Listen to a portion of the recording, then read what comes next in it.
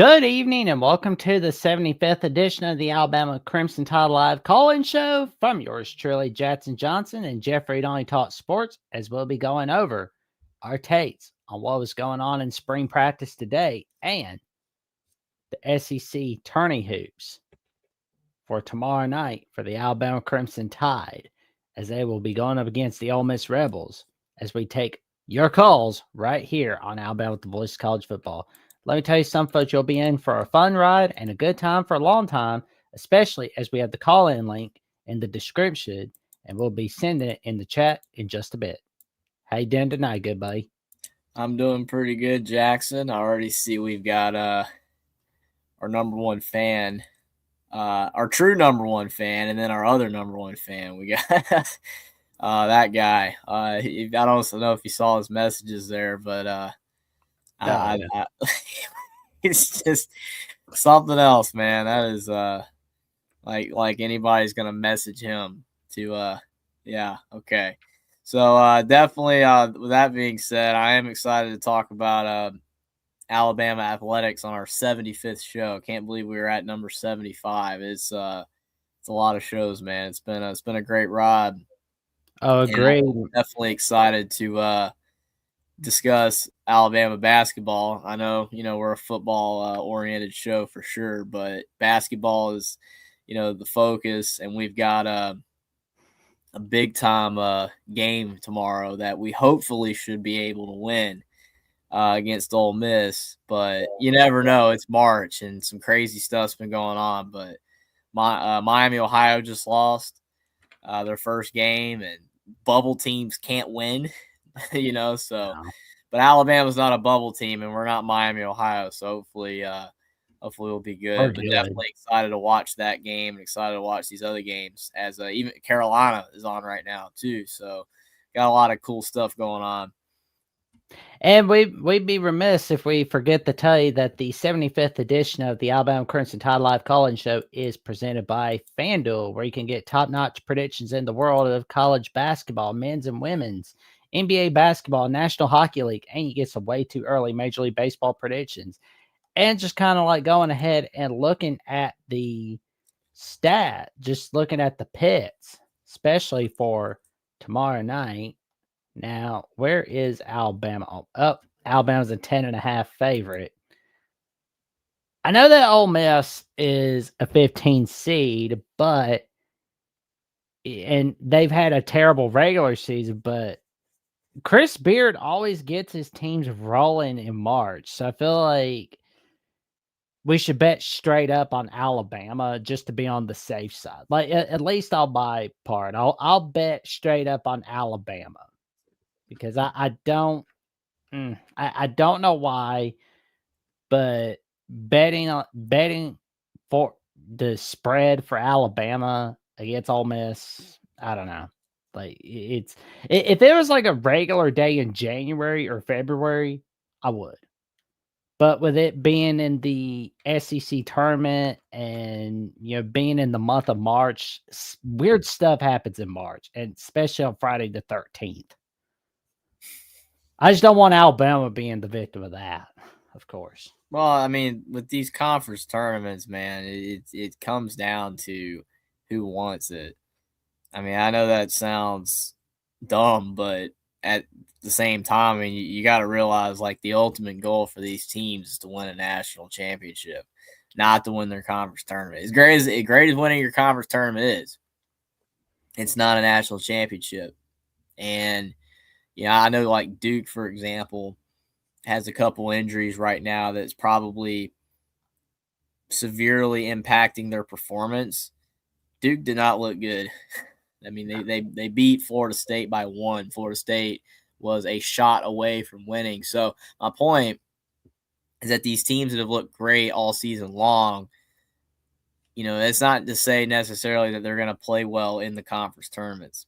Then like Michigan or Duke, any of these teams could just lose because it's like, hey, well, what do they want more? Do they want to fight hard to win this conference tournament, or do they want to win a national championship? So I think Alabama's in a different position because Alabama's not likely a national championship contender or I know anything's possible. I mean, they're kind of in that second or third tier of teams that people think could have a shot to win it all. But I mean, it would take a heck of an offensive performance, kind of like North Carolina had with Caleb Love just going on catching fire, and UNC that year as an 8 seed went all the way to the national championship game. I mean, it's not impossible.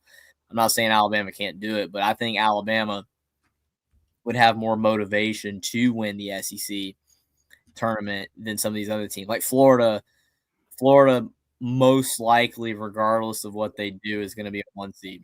So they have to win the conference tournament. Alabama could move up if they win it. They could move to a 2 or 3 seed. So there's more of an incentive for Alabama to play well in the conference tournament than it is for some of these other teams at the top. So I think Alabama's going to show up tomorrow.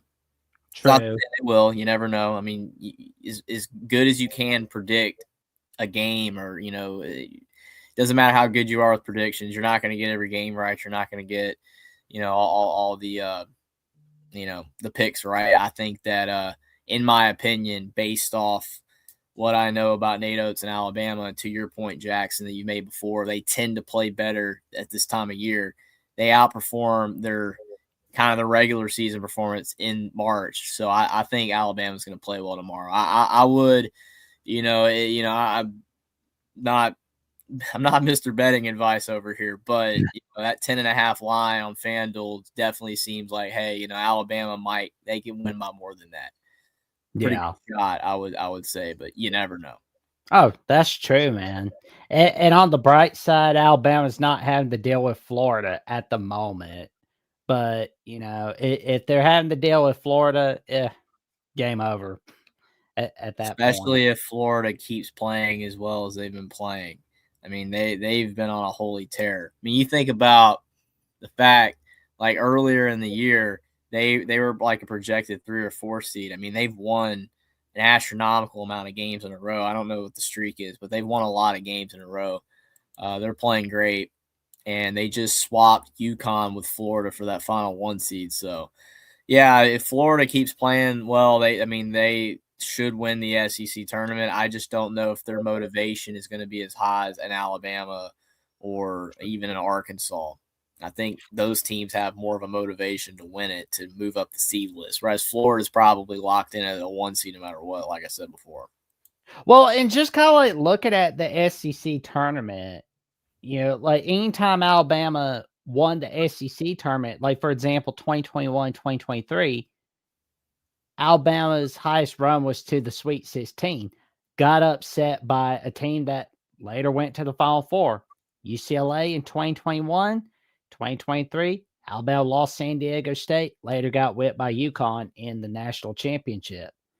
And you're just kind of like looking at 2024, Alabama lost in quarterfinals to Florida in the SEC tournament, right?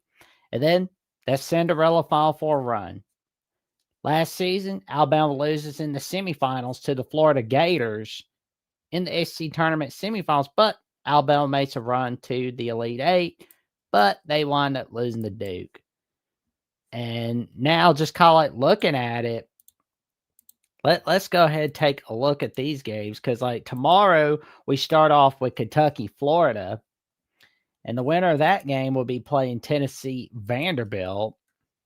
Then we've got the winner of Alabama, Ole Miss, awaiting the winner of Arkansas, who plays the winner of Texas A&M, Oklahoma. And I believe Texas A&M is winning as of right now. Chat, y'all correct me if I'm wrong. But honestly, like Alabama, Arkansas is definitely, like, it would be pretty good to have another classic in the semifinals between Alabama and Arkansas. I mean, that's highly likely too. I mean, we all remember the last game. My mistake. Oklahoma's winning. I thought I said A&M. My bad. Oklahoma's winning. Yeah, I haven't checked scores at all. I only saw the end of the Duke game, and I'm watching Carolina right now. But, yeah, I haven't seen any of the games today, sadly. But yeah, but like I was saying, the Alabama Arkansas game a month ago was a classic.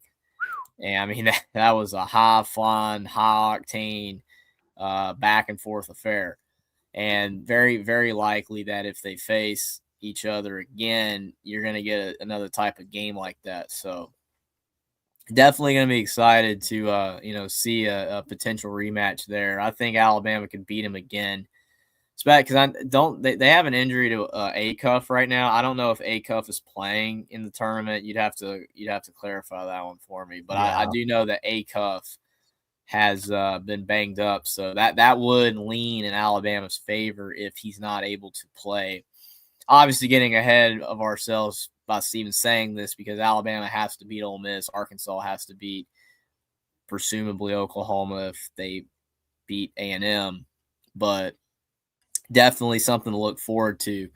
Because, I mean, like, both Alabama and Arkansas are really good teams. But, like, if Alabama could win that game and then even lose to, just say, Florida, even if you lose to Florida in a close one, I think that definitely Alabama could be a 3 seed. I think a 3 seed is possible. I've already even seen some bracketologists have Alabama as a 3 seed, a few. But right now, I think they're like a 4, a consensus kind of 4. But if they could make a deep run here, they could be a 3 seed, which would be big because, I mean, the teams in the 12-13 line, they're always pretty dangerous. Like there's those mid majors can be really solid. So you get to that 3 seed playing a 14 seed, that definitely increases your likelihood of not getting upset in the first round.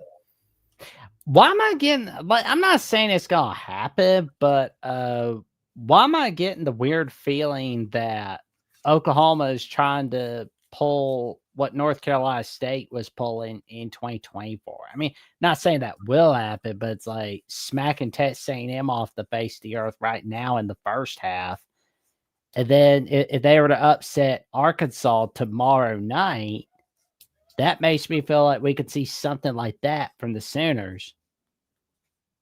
I mean, that's not a crazy take or anything. I think the difference is the fact that year NC State went out and won the ACC tournament. I mean, the best team was Duke by far, and then Duke lost. And it's like outside of that, the rest of the league was kind of bad. So, I mean, yeah, if Oklahoma goes out there and beats Arkansas tomorrow, then yeah, you've got potential, but they gotta go a long way. And I mean, they're gonna probably to win the SEC tournament. They probably would have to beat the likes of Arkansas, and then they would have to beat Alabama, and then they would have to beat Florida. That's a lot of great teams. I don't know if they could do that. I also think that Oklahoma has an outside chances at an at-large, which NC State did not. NC State, if they didn't win the ACC that year, they had no chance for the tournament. Like if Oklahoma beats A&M, if they finish that off, then they beat Arkansas, they have a slim chance to get in because with the bubble being as weak as it is, I mean, they're searching for teams right now. Like bracketologists are literally searching for teams to put in the field. So many teams have just crapped the bed. You think about Indiana, completely just crapped the bed. Texas lost. SMU just kept losing down the stretch. California, Stanford, Auburn is trash. Like trying to argue for Auburn. So like the bubble sucks, and it's like if Oklahoma can win a couple games here, they don't have to win the SEC to make the tournament. I don't think. Like Seton Hall's still alive. Like they're searching. San Diego State, New Mexico, they got to put somebody in. I think Miami, Ohio, I know I'm getting a little off topic, but I think Miami, Ohio is safe, even though they just lost because the bubble's as bad as it is. If the bubble wasn't as bad as it is, I think that you can make an argument Miami, Ohio would miss the tournament, but they're going to put Miami, Ohio in the tournament. I mean, they don't want they don't want to put Auburn in. Trust me, they don't want to put Indiana in. Right now, those are your first two teams out of the field, is Auburn and Indiana. Do you really want to put those teams in? No, they're not good. So they would love if an Oklahoma went on a run because then you can be like, well, hey, we can put Oklahoma in. Kind of like that year. Remember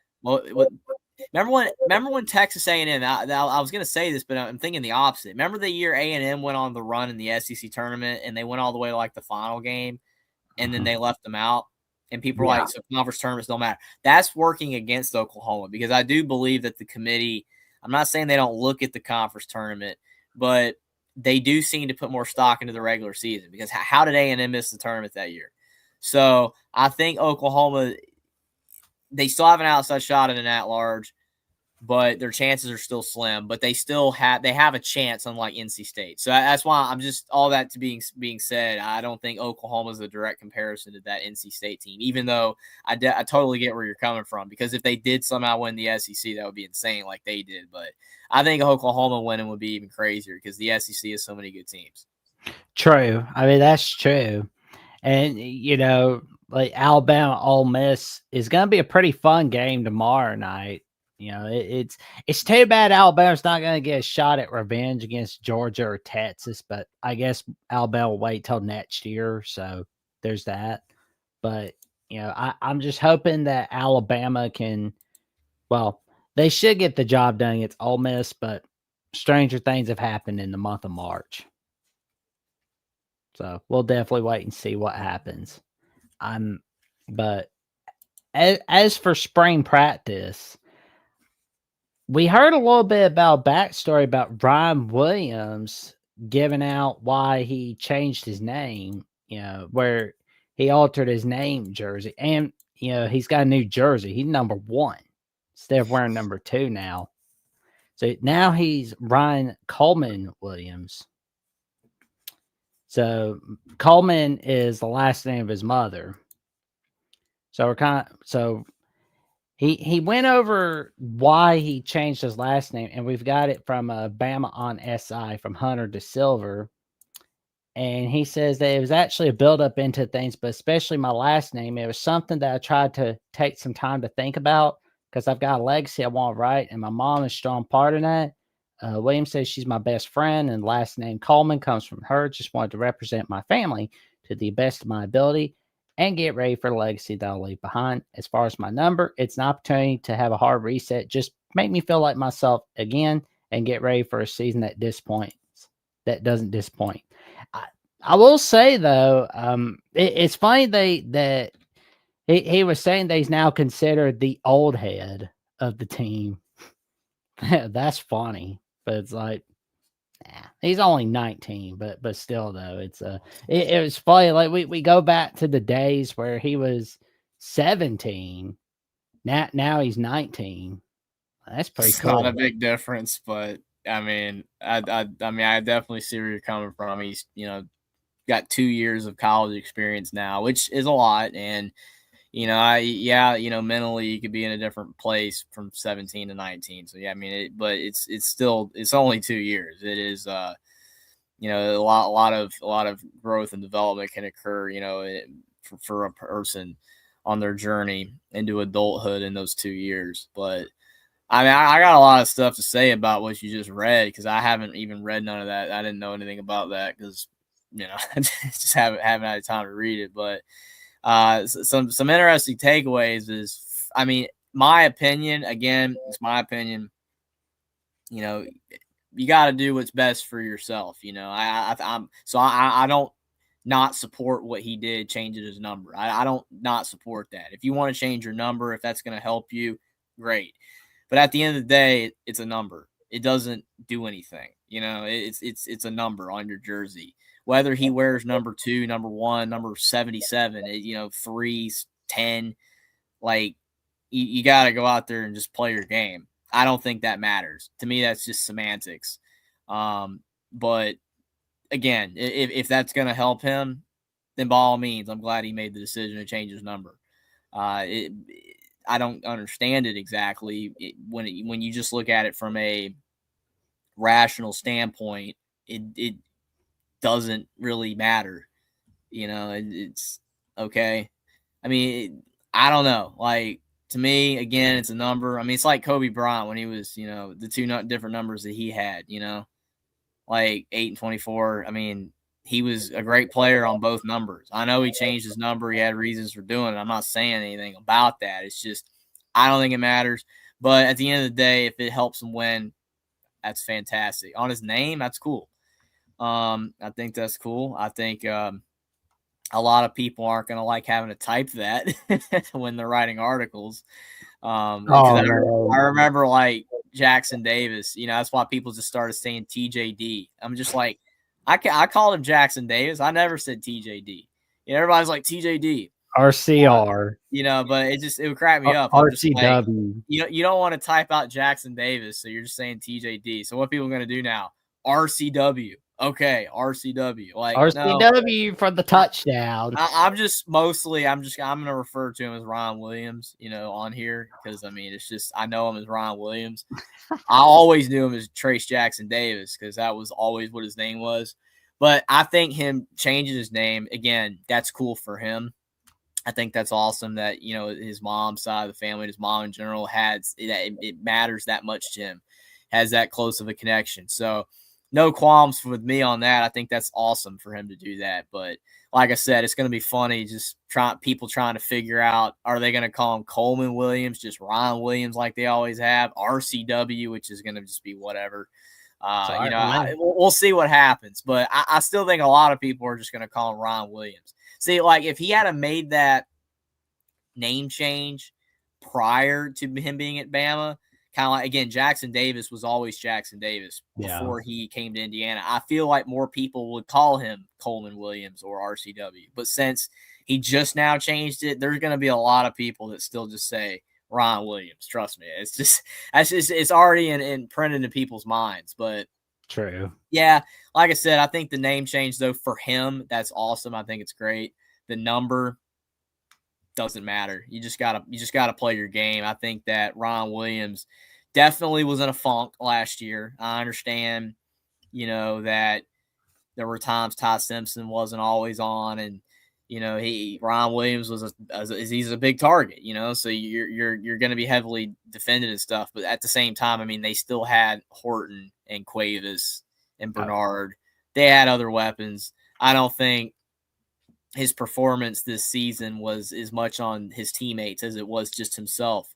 And he knows that. And clearly him saying that, he recognizes that, and he's wanting to do better next year. So hopefully, with all that being said, all of these things that he's working on in this offseason so far is going to help him be the best player that he can be and what we know he can be when he's at his best, because his best definitely was not what he did last year. And I hope he has a really big bounce back season. Well, and I'm glad you mentioned the wide receivers because our guy Trevion Ware here on Alabama with the Voice of College Football and also Bama Hammer was discussing a little bit, had a little clip of the wide receivers. And we see Derek Meadows and Brian Coleman Williams making some route runs. There we go. They're happy. There you go. Boom. How you feeling about those how you feeling about that, Jeffrey? Well, it's so early, in the off season and spring practice. And we're not close to the season. It's March 12th. So, I don't think most of what you're going to see is necessarily like all that impactful or indicative of what we're going to see in the season. But I think it's good to see, chemistry being built. That, like, for any team. We could be talking about Oregon, we could be talking about Carolina, any team, and just seeing this, it's good to see that they're working, trying to improve. But this type stuff here, they're not even close to like in-game form. Like when you get close to the season and you have like fall camp and stuff, and they're like not hitting, but like it's like at least like 7-on-7 or 5-on-5 or maybe even the full 11-on-11. That's just okay. Quarterback handing the ball off, quarterback making a simple throw, and he's wide open. He's not even being defended. It's just about getting reps. It's about building chemistry, tendencies. Is my guy better catching inside? Is he better on the outside? What is my quarterback better at doing? How is he better handing the ball off a certain way? It's about building those little chemistry, little nuggets between players. But the footage is great. Love the footage. Footage is fantastic. I'm just saying that none of this really matters yet. is basically what I'm saying. It's so early. It's so early, and they're not really doing anything to prep like it's an actual game yet. Not fully from what I'm seeing there. That's just standard practice reps, and that's great. So I think the footage is great. I think it's good that they're getting chemistry, but there's not a lot else I can say. Oh yeah, and we've got a little bit of Ryan Grubb just kind of like assessing the QB battle. He's kind of keeping an eye on Mac and Keelan Russell. Of course, his assessment's not going to give a lot away. It's March 12th. No. Again, I don't think there really is a lot of separation at this point. I mean, you've got a uber talented redshirt freshman, 5-star recruit, and then a guy. Is Mac a junior or a sophomore? Redshirt sophomore or junior? I don't know exactly. Mac I believe he's a redshirt sophomore, but redshirt sophomore. So he's been with the program for 3 years. I knew he was in the program for 3 years, but I don't know if he was a junior or redshirt sophomore. So redshirt sophomore because he had the redshirt year. So, I mean, he's got the edge. He's got the edge on the experience, but he hasn't played much. And then, again, my mistake. Redshirt junior. He's gonna be a junior dog. Redshirt junior, so it's his 4th year in the program. Okay, so you got 4 years to his 2nd year in Keelan Russell, 4-2. The year at Washington. The year at Washington. Yeah, 3 years at Bama. 3 years previously with the same guy, DeBoer.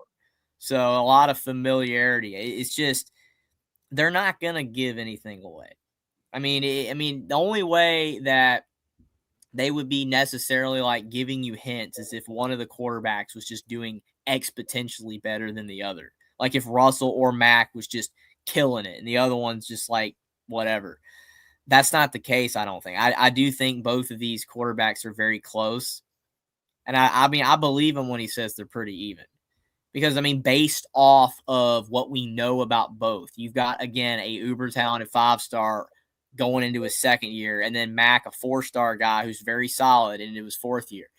The only reason Mac has an advantage is through the experience. Russell's probably off pure talent, but his youth might not give him the job this year still. We'll see. It's going to be interesting. It's going to take a long offseason for them to figure it out, but whatever they do decide, they better hope they get it right, because I know that you can switch, but 90% of the time, you got to make the right decision from the get-go, because if you don't, then it's going to create divided loyalties, and it's just, it makes it tough. So hopefully whatever happens, they get the right guy the first time instead of having to make a change in the middle of the season. Agreed. And as Grubb described the QB battle, it's pretty even through 3 spring practices, but we've got plenty more spring practices to go.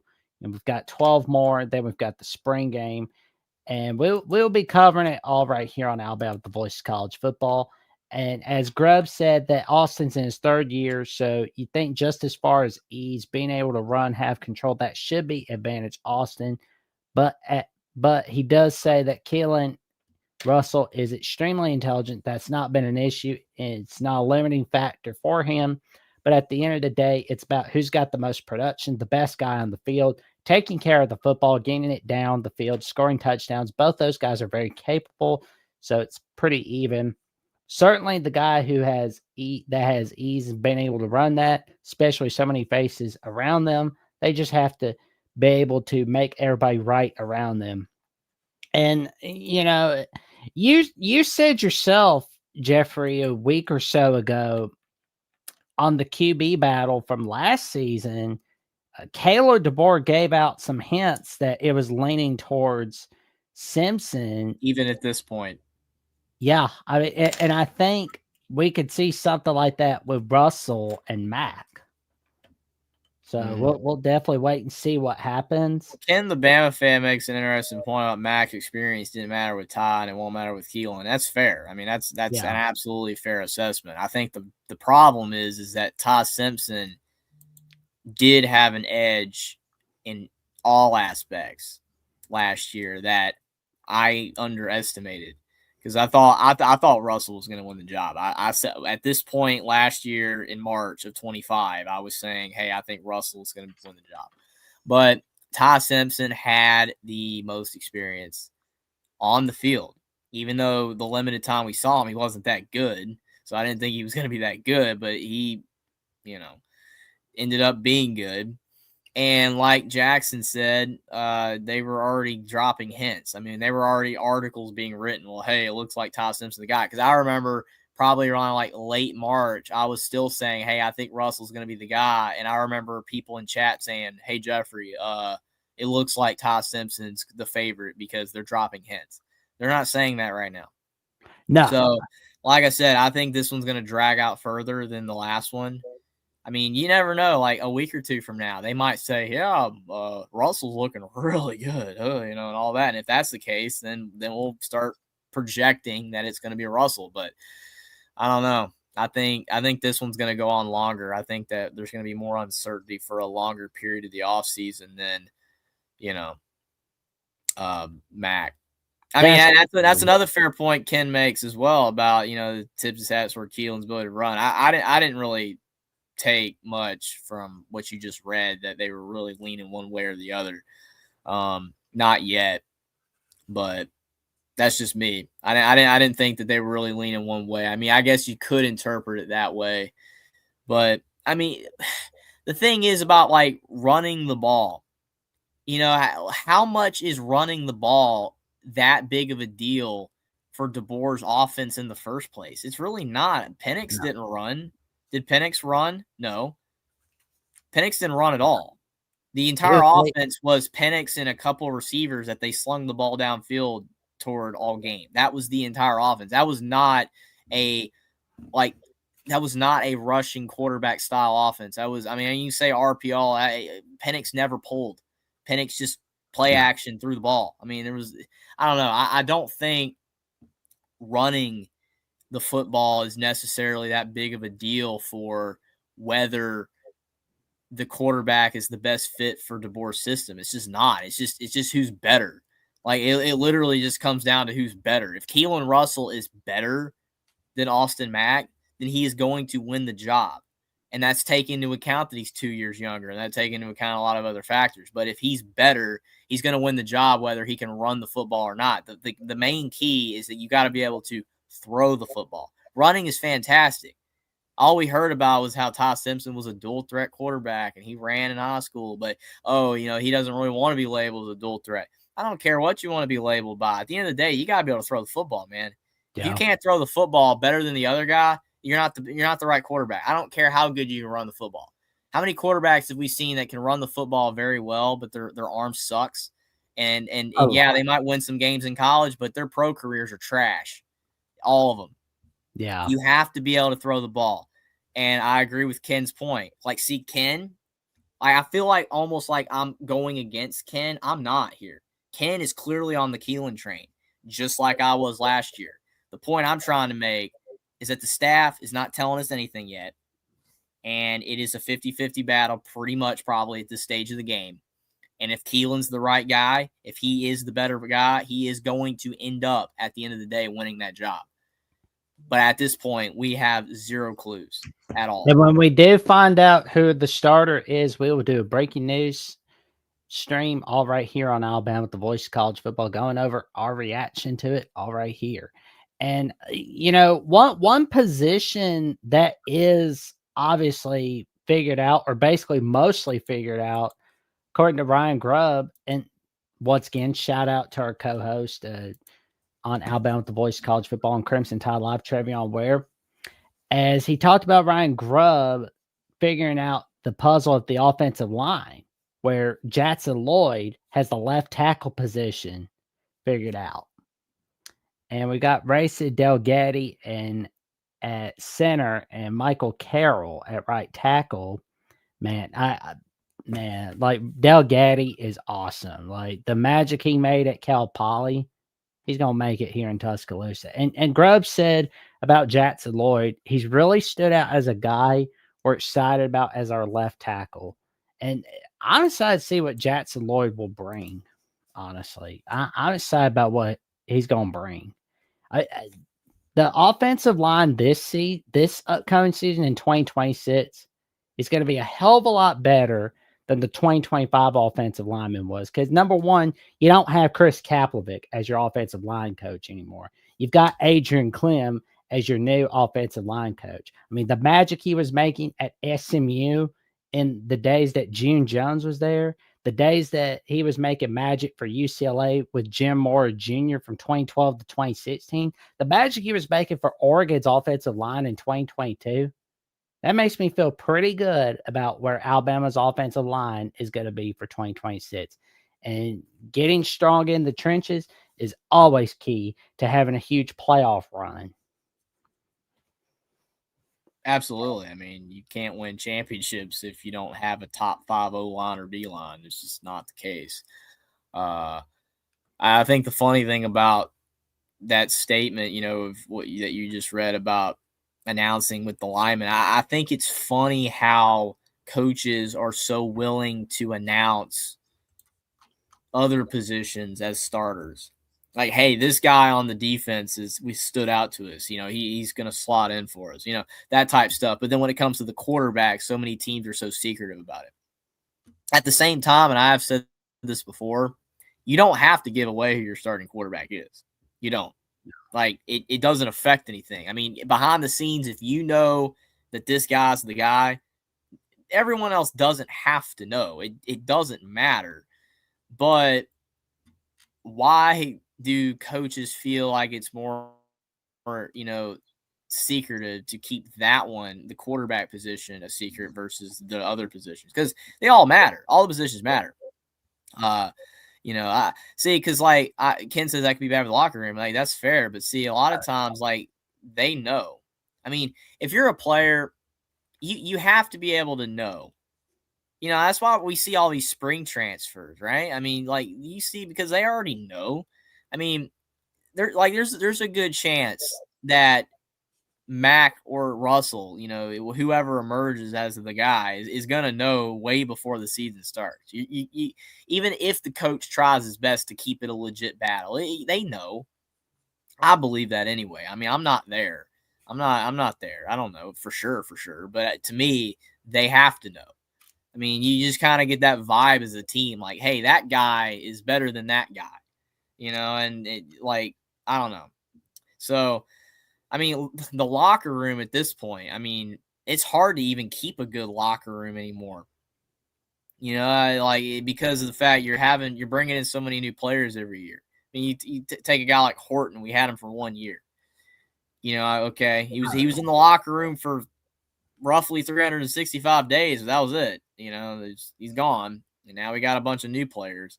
So, I mean, there's the team culture, chemistry, locker room stuff. That's just, I'm not saying it's out the door completely, but it's not the same type of thing as it used to be. It's just not. It's harder to build that chemistry and culture if you're constantly rotating guys year in and year out. And I agree with Steve's point too. I know why they keep the quarterback secret. Like I said, and I personally think it's smarter to do that, because why tell everybody? I'm just saying, I think it's funny that Alabama's coordinator just said, hey, he's slotting into our left tackle spot. You didn't have to say that either, but you did. Why are you saying that, and then the quarterback keeping that shut? I think that's interesting. I think it is, because to me, you don't have to tell anybody anything. You don't have to tell them who the starting left tackle is going to be. You don't have to tell them who the starting running back is going to be. You don't have to do that. So it's interesting. I do. I think it's interesting. Well, and also Ken says what's bad is that there's no way that's a Clem decision. But I feel all right about where things will be for 2026 right now. I mean, I know it's way too early. We've got several more days until the season. We are basically 4 weeks away from the spring game, so that's gonna be cool. Gonna see that, the 8A game. Back to having the 8A game, so that's gonna be awesome. And I'm just glad they're actually keeping it, even if it's not a legit game. At least it's something. Especially as other programs have axed their spring game, which, I mean, does the spring game matter that much? No, it doesn't. But still, But it's it's still fun. I know people are like, you got the UFL now for your football fix, but for some people that don't care about that, like the spring game is like their little appetizer of whatever, to get them talking and stuff before another long wait before the season. Like the spring game, I mean, I don't like care about it that much, but I like the spring game. It's kind of it's a cool. I wouldn't say it's a cool novelty, but it's just nice to have it. And it's close to a game as they actually will have it. It's better. There we go. There we go. And we'll go ahead and pull up the super chat from K the Diesel Freak. We are sorry about the long wait. And this is a $5 super chat where he says, if anyone has a problem with the Diesel Freak, please call my number. Roll Buckeyes roll. Yeah, well, when I read that makes me think that his number is Roll Buckeyes roll.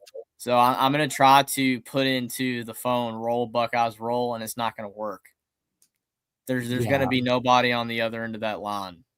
I'm just gonna be laughing, but that's the whole point of it being a number. There's no numbers in Roll Buckeyes roll. Now he said he put his number in there. I don't know if there actually is a number because I didn't see a number.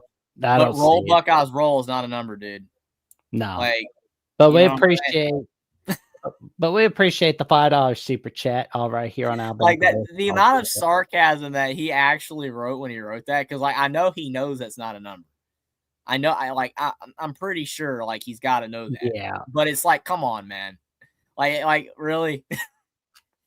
Oh and we've got a lot of people in chat. We've got our YouTube members, Godfather the SEC. What's up, Godfather? And we've got Michigander. What's up, man? Sorry for letting us talk too much. Sorry that I was talking too much. My error. And we've got Sports Talk with Austin coming in the chat. And the call-in link is in the chat for those who want to come in and give us a call all right here on Alabama with the Voice of College Football on the 75th edition of the call-in show.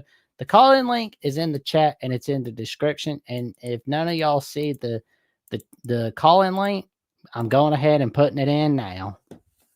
So I'm putting it in again. But yeah, it's gonna be. I'm pretty excited about what spring practice is gonna bring. I'm excited. Like I'm excited about what one guy I'm really excited to see is Sedarian Morgan.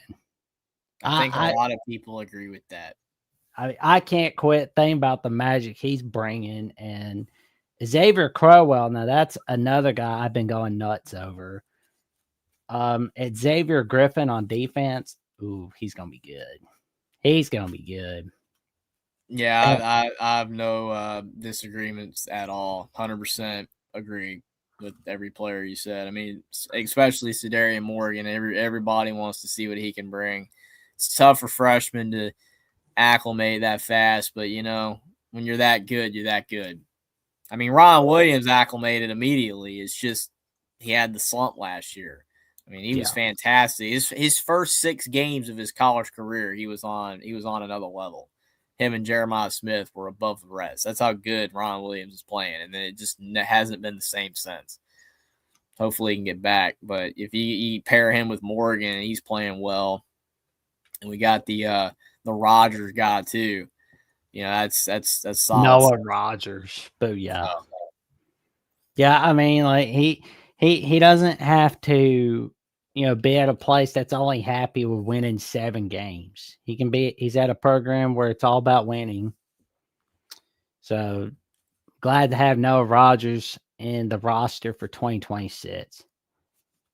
But Oklahoma is still just smacking Texas A&M. It's 49-27 in halftime, I believe. Yeah, Oklahoma wants to make the tournament. Yeah, what games have you got your eyes peeled on, Jeffrey? Oh, right now I'm watching Carolina Clemson, and Carolina is playing horrible. So, yeah, it's not going very good. I mean, at least they're gonna make the tournament, unlike another team that completely just sucked. But yeah, I mean, Carolina's gonna make the tournament, but that injury to Cale Wilson, that's tough. That hurt. That really hurt. Oh man, I got a message from Will a little while ago where He had a video of Bruce Pearl crashing out at the Yeah, SB. I haven't seen it yet. He just sent it to me while we've been live, so I haven't seen it, but I bet it's hilarious. So Oh I'm man, definitely gonna watch that. Yeah, dude, he's been crashing out all March, man. I mean, it's funny to me, like the fact that they have him on the network. You know how like they've had other coaches and players do that before, and it's like okay, as a temporary thing, like a temporary extra guy, extra member of the crew. Like they've had Draymond on the NBA before for a couple games. Like okay, but like Bruce Pearl, when you are a commentator or like the one of the old the hosts or whatever between the games, like on CBS's college basketball, inside college basketball, and some of those other shows are like inside the NBA with Chuck and Barkley, not Chuck and Chuck and Shaq, those type of shows, you're supposed to be as unbiased as possible. oh yeah. There's a difference when you're running a show that is centered around said team, like us. I feel like it's okay for us to be a little biased because this is Alabama, the voice of college football. What would we be doing on here if we were like, Alabama, I can't stand them. They suck. They're the worst team ever. War Eagle. Yeah, that would not work out too well on an Alabama show. No. We're both Alabama fans, and I about vomited when I said War Eagle, by the way. So this is an Alabama show. We're two Alabama fans, and it is not as good on ESPN. I agree with that, Steve. It was better on TNT, 100%. But, Yeah. it is what it is. But, again, it's still funny, though. They still are funny. Yeah. But this is an Alabama show. And I feel like, all the hosts in the Voice of College Football Network that do a fantastic job, all of them are doing great. Like you got to be a fan of the team, right? Like maybe you don't have to be a fan of the team, because I know that there are some people that have done shows before that are centered around a team. Maybe they're not even a fan of that team, but like it's from that perspective, and you at least have to be like slightly positive. But getting way back to my point with Bruce Pearl, he's on a major network talking about basketball, and he's biased. Oh yeah. Blatantly biased. That'd be like Nick Saban on ESPN, and he's like, Alabama's gonna win every game. He didn't do that. No. Or Lee Corso, like, I think Indiana's gonna win it all when they had Tom Allen as head coach. He didn't do that. No. Because even though there's bias with those individuals, yeah, Nick Saban likes Alabama better than Oregon. Yeah, Lee Corso likes Indiana better than Minnesota. But you know what? They didn't display bias on ESPN. They did a good job not having bias. Oh yeah. McAfee kind of does a little bit of bias, but he does it in a funny way. He does it in a funny way. And I like that. But Bruce Pearl's not doing it that way. Bruce Pearl is just making himself look bad. I'm not saying it to disparage Bruce Pearl, because I'm sure if I met the guy, he probably is a really cool guy to talk to, and he clearly knew how to coach. He was a good coach. The problem is that he's just not going about this commentating thing on a major network very well. You want to know what a lot of it is, Jeffrey?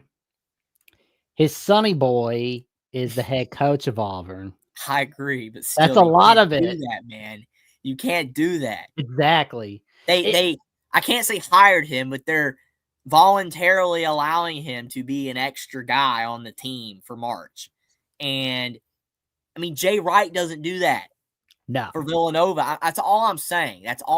Like, it doesn't matter if you're on TNT, ESPN, CBS, Fox, any of them. It doesn't matter. If you are on a major network, I just think that you've got to be unbiased. Like, it's okay, like Troy Aikman and Joe Buck on Monday night on ESPN. A lot of people don't like those guys, but I think they do pretty fine. They're fine. Aikman and Buck are solid. But, like, they'll go back and forth a little bit because Joe Buck's an Indiana grad, and Aikman, I think, was at UCLA. When Indiana and UCLA played, they talked about it for a couple minutes, and it was funny.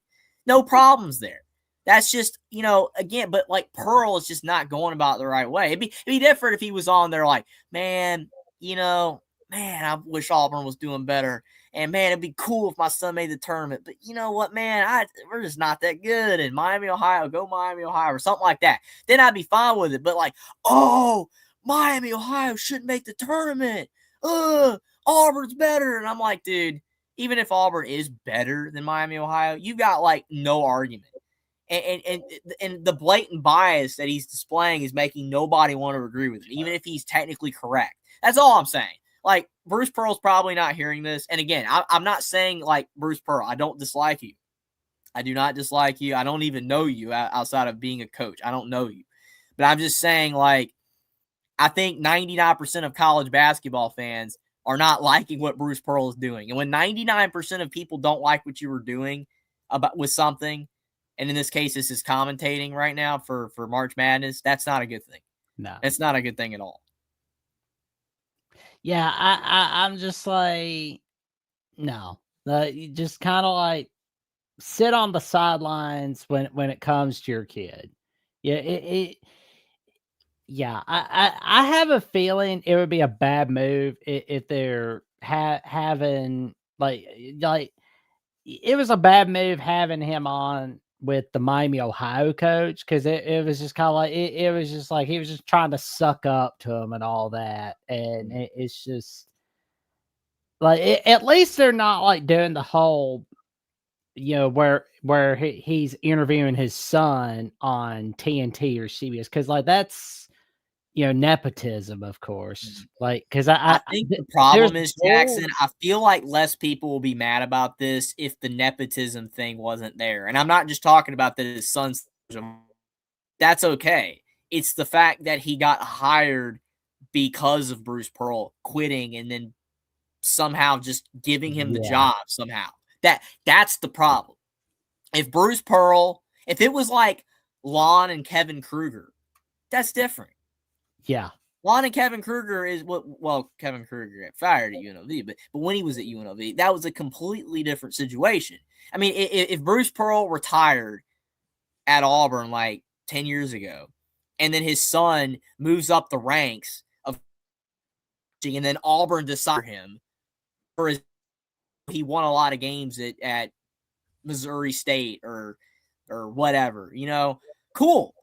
And then that's cool. It's just because you've got Bruce Pearl doing what he did, quitting right before the season, then having his son get the job, and then now, like, I'm not going to talk about his potential, like him and Feinbaum, you thought were like jumping ship to do some other field of interest, that didn't occur. But we know what was yeah. But like besides that, I think that frustrated people. But but now Bruce Pearl's on TV saying the stuff that he's saying. It's just, again, it's just not going over well. Oh, I think, I'm not telling Bruce Pearl what to say or do, because again, he can do. Oh man, if he. Is it my internet or Jeffrey's internet? I think it was mine. It was probably mine. Sorry. But he's not making a lot of friends in the commentary world, at least, especially among fans, and that's a shame. No. So hopefully it gets better, but we'll see. I think it's funny though. But it is. We got the Godfather of the SEC as our first caller of the night. How you doing tonight, good buddy?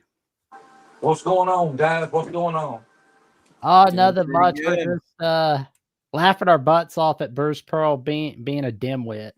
Oh yeah, well, his son was doing that. Oh, we had these wins against Florida and all this bull doo. Well, what did they whine? What are they going to whine? Are they actually going? I'm sure they'll make it into the playoff. I wonder what seed they'll be though. I don't know, and I don't care. Probably. I don't think Auburn's going to get in. I hope they don't myself. I do too, Jeffrey. They don't deserve. What is their record? Auburn 15, and Indiana 16? Are cooked. I think both of them are cooked. What's Auburn's record? 16-15 or 15-16? I can't remember. What is it, Jeffrey? It's like 8. Is it 17-16? Good. That's right. That's right. 17 and 16. Yeah, they didn't even get to 8. No, they're not getting it. They didn't make it anyway. Huh? No. Anyway, how y'all?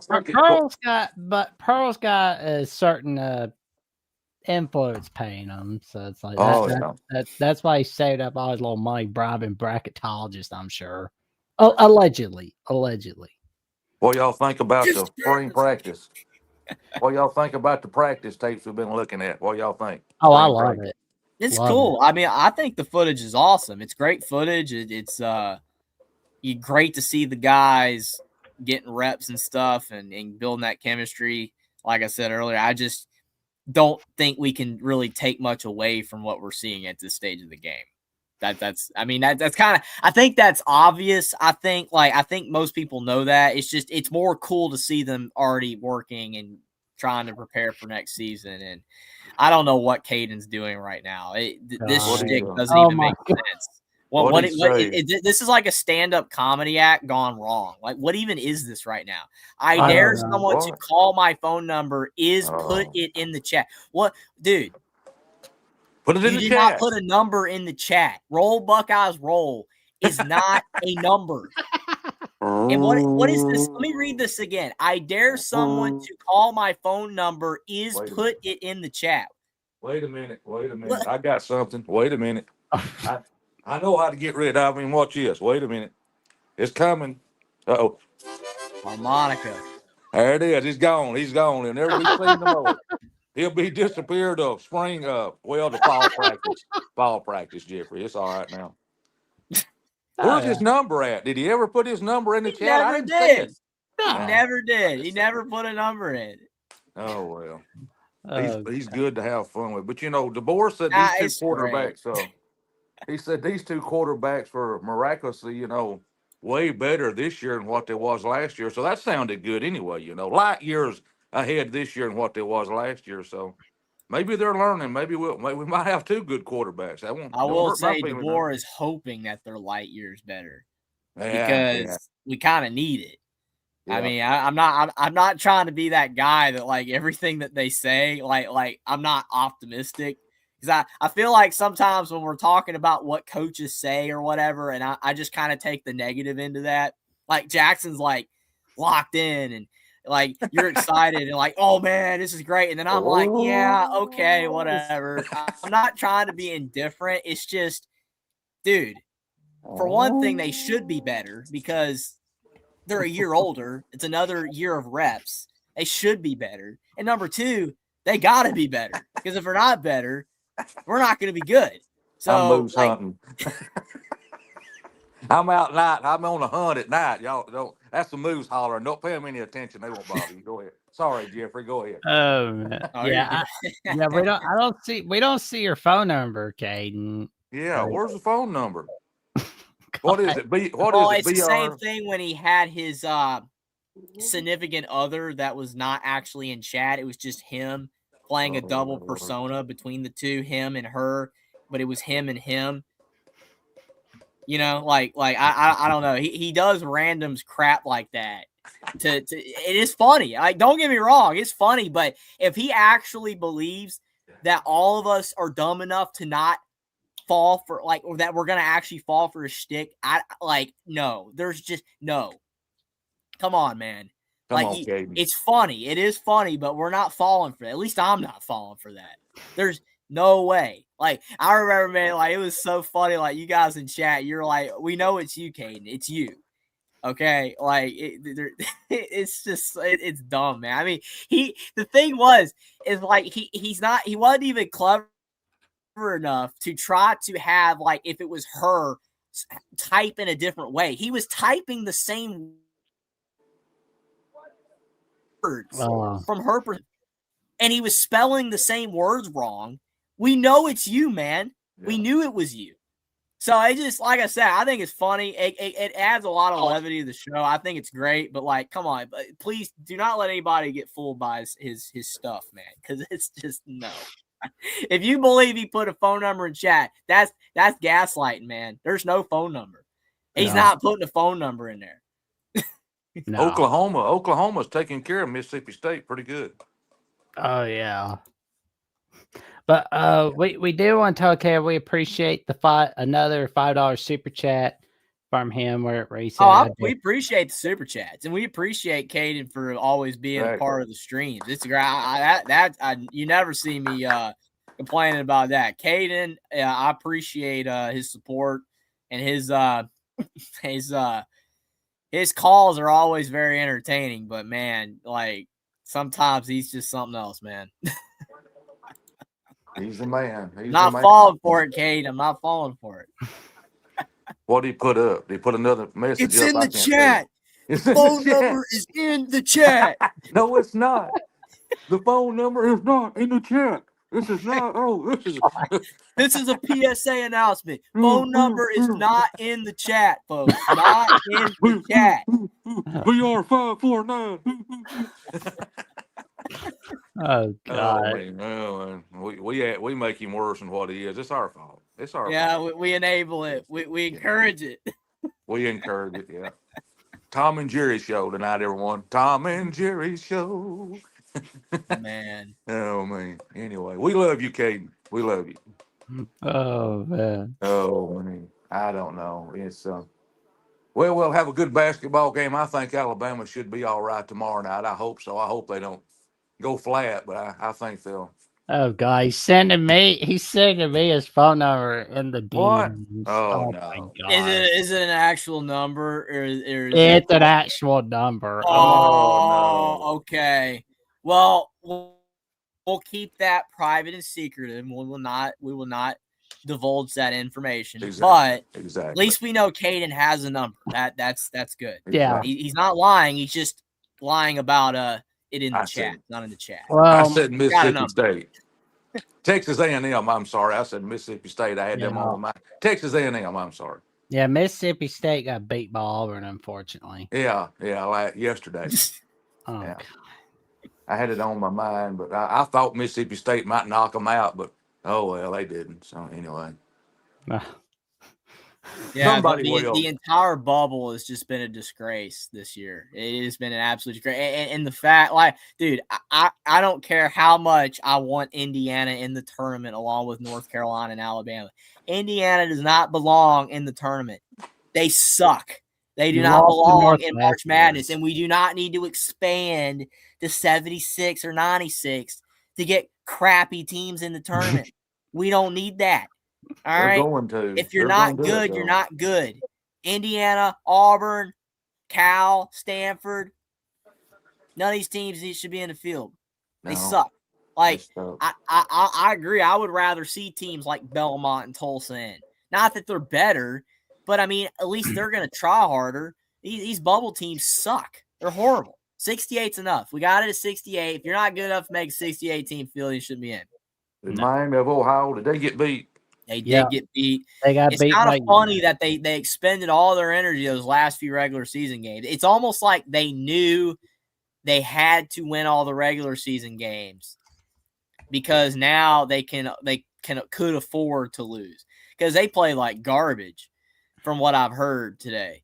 I didn't hear it. I didn't see it. It's wild because, like I said, I mean, they gutted out those wins against Ohio and Western Michigan and some of those other teams in the regular season. But it's like now I think they're fine. The bubble's so bad, I think they're going to get in. They should get in. They'll get in for sure. There's no doubt about that. There's some people arguing that they shouldn't, but it's like, okay, you're really going to put in Auburn over ahead of them, Miami, Ohio, a 17 to 16 team. I know people are like, well, okay, if Miami, Ohio had Auburn's schedule, they wouldn't even have won 10 games. Okay, yeah, that's probably true. But still, you don't put Auburn in the field. You don't put Auburn in the field when they're 17 and 16. They're like 6 and 12 in the conference or 7 or whatever crappy record they got. They're trash. They lost like 9 games in a row at one point. They're horrible. Like I know they beat Florida like 3 months ago. They can't beat Florida again if they try. They couldn't beat Florida if half of Florida's players were out. They can't. That, like, literally a certain resident bracketologist, one of the major ones, said on his little reveal the other day, well, Auburn in my field still because they beat Florida. Okay, that doesn't matter. Like Indiana, they beat Purdue 2.5 months ago. They suck. Like, again, I'm saying a team that I really like sucks. I can do that. It's okay to do that. It's okay to say that a team you like sucks. It's all right. And I don't understand why certain bracketologists were shilling so hard for Auburn. I don't know either. They were not They good. were. They Florida, were. when Auburn beat Florida, Florida was not nowhere near as good as they were now. If you go back to you scroll back on Twitter or some other site, or find an article from 5 months ago, and find a bunch of comments from people saying, "Oh my gosh, Florida sucks. They're horrible. Xavier Lee, they paid that guy $5 million to average 6 points a game. They're horrible." Guess what? He got better. Guess what? The whole team got better. Auburn beat them at the last gasp when they weren't great. Last gasp. ECT. Duke had a scary game, too. They just barely got by Florida State. Yeah, 1 point, Duke's I think. 1 problem point. is that they got 2 guys hurt now, 2 or 3 Yeah. players hurt. And if those guys don't get healthy, and one of them's out for the year, I think, or at least for a while, I don't know. I think Duke, if they can't get healthy, they're not going to go all the way now. They're not as good now. They need to get healthy. ASAP. Yeah, quick. Yeah, they're not going to make it if they don't. Yeah, one guy's out for the whole season. He's done. He's just over with. I can't remember his name, but I think they've got 3 players hurt. 1 out and 2 stint. I think it's 3 altogether, wasn't it? Is that right? Oh yeah. I think so. Yeah, Duke, their point guard's gone, and I know their center Gungba, he's been banged up. So yeah, if you in Michigan, Kaysen got hurt for them. So players are dropping off. I mean, it's a long season, and it sucks that injuries have to happen, but it's part of the game. That's why penciling in at the beginning of the year, okay, these are the teams that are going to go to the Final Four. How can you even do that? I think this year, you know, Duke, Michigan, Florida, and Arizona. I was almost blanking on Arizona. Those 4, the last couple months, have been by far the best 4 teams in college basketball, the way they've been playing on the court. Oh, yeah. But that doesn't mean, with now injuries and whatever, that they're gonna be. It's not a guarantee they're gonna go all the way. Florida. I agree that Michigan's in better shape than Duke with the injuries, but that's still a loss though. Is Florida but they're banged up a little bit, aren't they? Yeah. Yes. I thought they had a couple of players kind of iffy. Illinois, I know Steve was talking about just now, Illinois being a sleeper, but they tend to fall short of a Final Four or Elite Eight every time they're a March Madness. They got good players. They got a good team, but I mean, it depends on the draw too. I got a good one though. What about Daniel Hill squatting 805 pounds in the weight room? Oh, he's good. 805 pounds, and I think he's lost 20 pounds, 10 or 20 pounds. Yep. I think they said. Oh yeah. Well, I want to be able to see him hit the hole though. He didn't. I mean, the offensive line was garbage last year. Of course, we all know that. But you got to hit the hole. If it's a little bitty one, you still got to hit it. Oh yeah. I mean, I don't know. Maybe looks like he might be the. Well, we know he's the strongest running back we have. We know that for sure. Is he the best running back we have? Is he going to be keeping the starting position at running back heading into week 1 will be the question, because Xavier Carrell is sitting there behind the wings. Jeffrey, what's it looking like with Clemson, North Carolina at the moment? Carolina's down 15 and just getting boat raced. So not good. I mean, I had a feeling they weren't going to win. I mean, you think about Clemson's desperate to win. They're still kind of on the bubble. Not really. Bubble's trash they're in. But Carolina, no Wilson, and just no Wilson. I mean, it's just kind of there you go. What are they on? The ACC network or what? Which one they on? No, it's on ESPN. Yeah, ESPN. Yeah, ESPN. ESPN 2 is TCU Kansas. ESPN. Yeah, I can't see I'm seeing the top half. So. Oh God! Okay, Georgetown's beating Villanova right now in the Big East quarterfinals on Fox Sports 1. It's on Fox Sports 1. Yeah, I saw it when I was flipping through to get to North Carolina. Yeah, 62-46. Yeah, North Carolina's getting.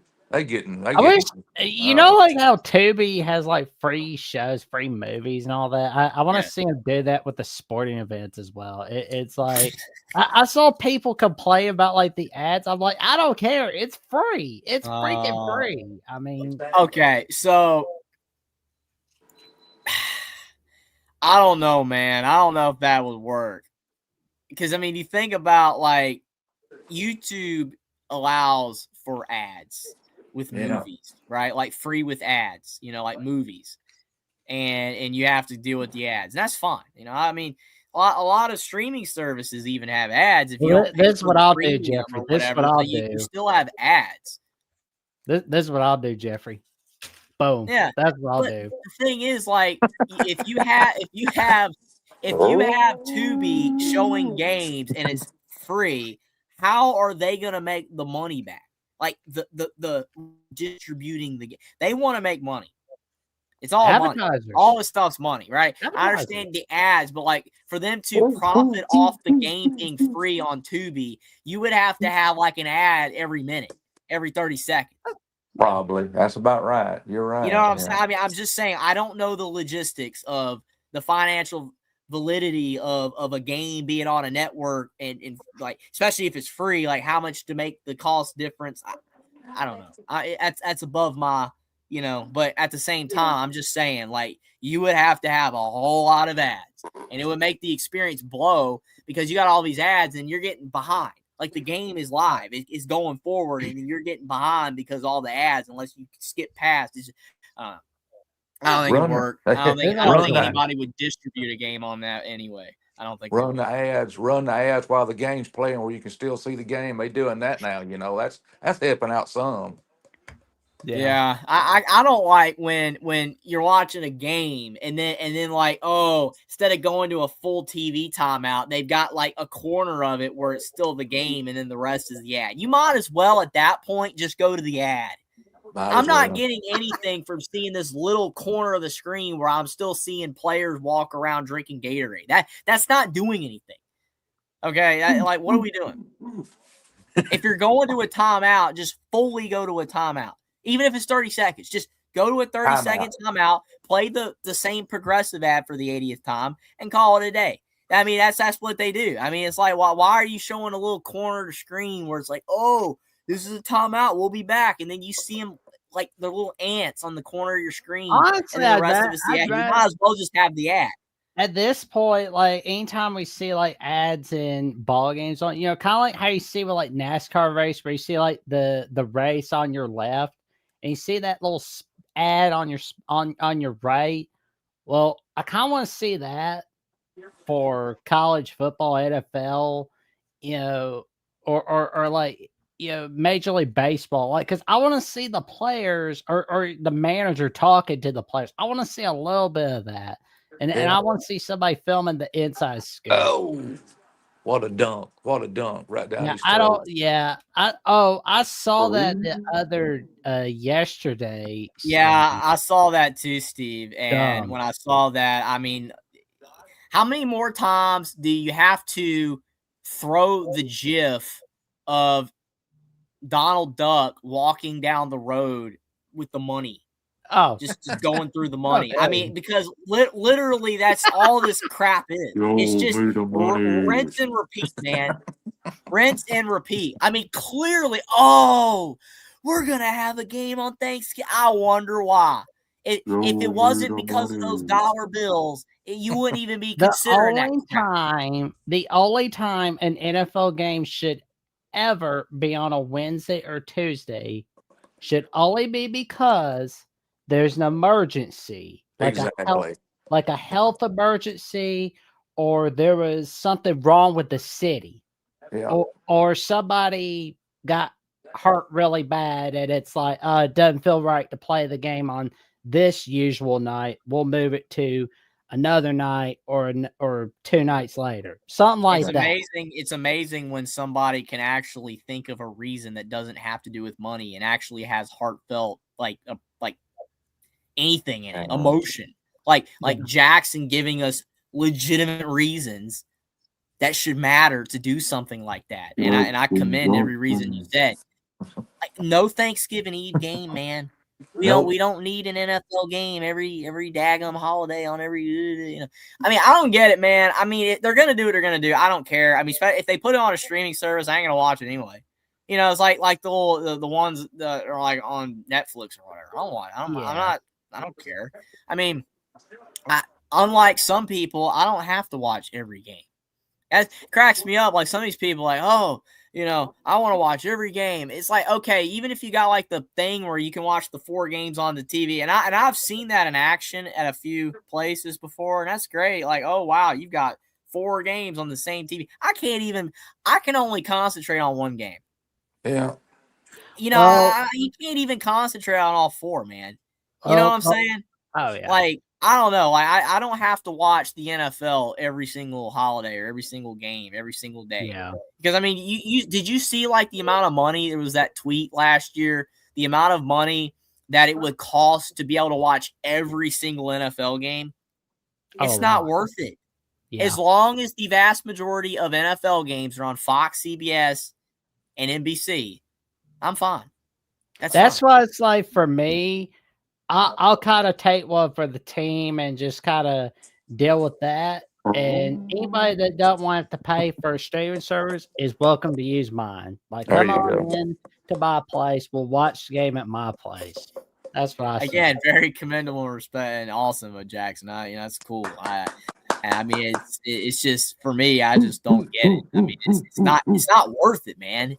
It's not even if you got all the money in the world. I don't even see why anybody want to do that. Like, oh, I gotta watch every single game, so let me pay for this. I don't know. Here's what the NFL needs to do. I actually do that. Don't tell nobody though. Well, here's what the NFL needs to do. Just make sure they've got Stop laughing, Jeffrey. Stop laughing. Have like a streaming service for NFL only, and for those that don't want to have to, watch on Netflix, put it on your NFL site on YouTube where you're live streaming it, or Hulu, Amazon Prime, Peacock, ESPN Plus, Disney Plus, whatever, that's what just put it out there on your YouTube channel, live stream that sucker for free. You're already making money off Netflix. You're getting that Disney money. You're getting Hulu. You're getting Paramount Plus money. Yeah. I mean, especially from the Ellisons. So I mean, you're getting a lot of that money. So I mean, there you go. The thing that kills me about Peacock, Paramount Plus, and all that type of stuff is that stuff makes sense to get if you want to watch the TV, you want to watch the shows. People getting those streaming services just for like 2 games. I'm like, what are we even doing? You know what I'm saying? And I know I'm gonna have. Yeah, I don't think that's what he said. But I understand people are gonna tell me, well, Jeffrey, there's like tons of basketball games on Peacock, and there's tons of stuff. Like other sports as well, like golf or whatever. I don't know. Yeah, okay. Still, whatever. Like those services were supposed to be for TV. Like Prime Video, the reason people get Prime is because of the free shipping. And then you get movies and junk. And then the other ones are strictly services where you watch TV, like, oh, Paramount's all of the CBS and the Comedy Central and the Nickelodeon and all that crap. And then the Peacock is all the George Lopez show or whatever. And it's there you go. I mean, I don't know, dude. All I'm saying is that that's what that stuff's supposed to be. It's not supposed to be, there's this game only on this service and you can't watch it anywhere else. And it's like, and to Steve's point, a lot of the services are like, George Lopez is third. He sucks. George Lopez is a turd, especially with. I'm just saying that you can watch the George Lopez show on Peacock because I remember that it aired on NBC. I ain't paying money for George Lopez show. Yeah, but there'd be somebody out there that would. Oh, they do. Yeah. Anyway, that's what I'm saying. There are people that will buy Peacock to watch any show that aired on NBC. Listen, I could be a dumbass, but I'm not that big a dumbass. They get Peacock to watch. You still have Peacock though for the games. They got you in, even if you're not watching George Lopez though. They got you. You know what they get Peacock for? Really, to watch Mariska Hargitay on SBU on Thursday night. Dude, I'm just kidding. I'm just saying that it sucks. You got to get all these streaming services for she's a hottie. Few games. That's all I'm saying. It sucks. Like if you already have Netflix, great. If you already have Netflix to watch shows, and then they so happen to have an NFL game on a random Friday, great. You The know, Peacock Netflix. I wants to don't know. keep I'm winning not me crazy over. about They got Netflix. to put like some college football documentaries in there, There you go. like something about like tenure, like Ohio State, Michigan playing in 1950. Add more westerns on there. They're doing a good job on having the westerns on there, but they gotta like have all the seasons of Gunsmoke because that'll All really. of them. Yep, all of them. Color and black and white. Yeah, all color, all Even the black. specials in the movie. Yep. The A-Team. I got to get out of here, guys. Y'all do a good job on Thursday night. Oh, thank you for calling in, good buddy. Putting up with Caden. Is he still in there? Is he still awake? He probably fell asleep. Probably what Yeah, he done. I think he fell asleep. He fell Yeah, he asleep. fell His asleep brain. He was after. trying to rack his brain how to continue that joke, but he ran out of Well, he ideas. fell asleep after punching air, so That's what he done. Yeah, and he probably sent you the wrong phone number, so ain't no telling who you're gonna be calling, Jackson. Yeah, he probably crashed out, wondering why when he put Buckeyes roll into his phone, it didn't work. I'm not. Yeah, I don't think I'll be calling that number. No, don't call it. No, Dude, it's not safe. It's not safe, man. It's probably some hole in the wall, like some dude in the hole in the wall doing something he shouldn't be doing. Yeah, I think that joke that ends because I can't. There's nowhere that you could go with that joke where it ain't bad. It's just no worries. Anyway, I got to get out of here. I'll catch y'all next Thursday night. Y'all be safe. You have a good one, Godfather. Oh man. We always have a good time with Godfather, the SCA time he calls in. And we appreciate Michigander, our latest member of Alabama, the Voice College Football. Telling everybody to smash the like button, y'all. We appreciate it very much.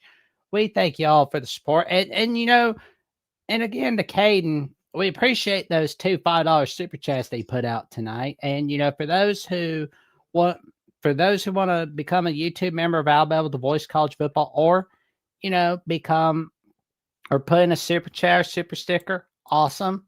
If you can't be able to, no worries. That's okay. That's why you see on the ticker down below to like, comment, subscribe, share, subscribe, and click on the notification bell so you never miss no video whatsoever. And of course, while Jeffrey is keeping an eye on Clemson smacking down North Carolina, we'll go ahead and tell you about the Voice College Football X account where we've got top-notch discussions in the world of college football, top-notch discussion, debate, analysis with no off-season, and especially great questions in the world of college football. And here we go. And here we go. And and of course, you can always give a listen to all of us here on Alabama, the Voice College Football, on Apple Podcasts, Spotify, Amazon, and iHeartRadio. While you're running errands at the grocery store, working out at the gym, driving in your car, or anything as a whole, you can't be able to watch this live. That's okay. That's why you tune in on Apple Podcasts, Spotify, Amazon, and iHeartRadio. I ain't gonna lie though, if you tune in to that version of the show and I randomly just busted out laughing like I just did, you're not going to get the context. Probably because of this comment. You're not going to get the context as well that if you watch it on YouTube. But we do appreciate our Apple and Spotify and our radio listeners. I'm just saying, if you hear me start busting out laughing, you're probably not going to get the full context.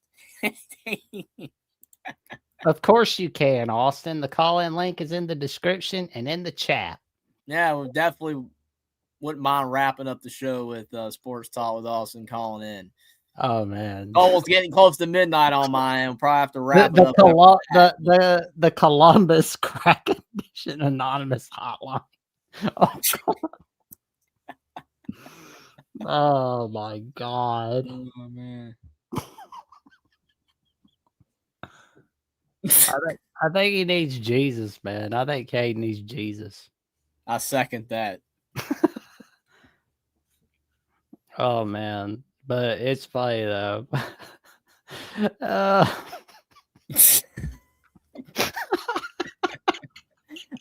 had a couple jokes I was gonna make, but I'm not gonna do it. Oh, man. I'm gonna leave that one to rest. I'll leave that one to rest. Oh my god. Oh man.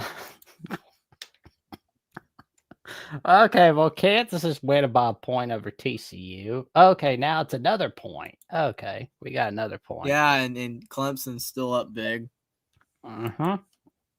Yeah, Brad Burnell's doing all right. He's making magic all over the place. Georgetown is smacking Villanova. We're gonna see Georgetown try to make a Cinderella run to Big East tournament, aren't we? Yeah, I don't know if they can get through UConn or St. John's though. I don't think so. It's gonna be weird. I swear, like Georgetown is like that new DePaul. They're like the new DePaul of the Big East these days. Apparently, Ed Cooley's dealing with some bad karma for leaving Providence. I think the only difference between Georgetown and DePaul is that DePaul's heyday and Georgetown's heyday were not even on the same degree of heyday. Like DePaul had like some success in the 70s and 80s. Georgetown was legitimately good for a while in the 80s, 90s, and then the late 2000s, 2010s, you know, like early 2010s. Like they've been good a lot more than DePaul was ever good. But I totally get your point though, you know, but it's just I don't put Georgetown and DePaul in the same breath, same sentence. Oh no, they're a joke. That's the thing, they're a joke. Man, like, oof. Yeah. 100%. Yeah, 100%. It's like you turn down Michigan, but you're gonna leave Providence for Georgetown. I've never understood that move. No. I don't understand. Got paid more, that was it. Oh yeah. Yeah, there's no doubt. Austin, are you able to click on the link? Let us know if you are, man. Yeah, we'll give him a few more minutes. If he's not able to call in, then probably have to get off soon. It's getting late, but we'll give him a few more minutes. We do hope he's able to call in, but it's been a great show. 75th edition of the show. Again, I can't believe it's been already 75 shows, man. It's been a blast doing this show with you, and can't wait to 75 more, man. Let's keep this Alabama train rolling, and hopefully next season Alabama will be a lot happier. Talking about playoff appearance and maybe SEC championship and maybe even Natty versus losing 38-3 to Indiana. Even though, yeah, if it was 38-3 to any other team, I would have been like, ugh! Instead, I was like, yeah, I'm not happy, but wow, that was amazing. Indiana won, but still, that performance from Alabama was sad, and we do not need to see that at all next season. Not one game can Alabama play that poorly. It doesn't matter who they're playing. We need to see effort. That's what I want to see from Alabama next season, is a lot of effort, and I'm hoping that the guys they brought in will be able to dude, I mean, at this point, anybody to Indiana, man. I mean, I'll give DeVries another year, but man, that was a trash end of the season. As bad as the bubble was, Indiana should have made the tournament, and they blew it by losing to all these horrible teams for no reason. Northwestern twice. They haven't beat Northwestern in 6 years. That's how bad Indiana basketball is. Dude, man, they haven't beat Northwestern since Disney Plus. They haven't beat Northwestern since Archie Miller was the head coach. Archie Miller. Ooh. That Indiana basketball is perpetual mid. Just I can't even say mediocre. They're just mid. They're perpetually mid, and it is horrible. I can't even feel anything positive for Indiana basketball outside of Lamar Wilkerson. I'm liking where Michigander's idea is coming. Like, we're gonna pull up his idea a little bit. I'd like it where he says right now Alabama is projected to be in the Midwest region with Michigan.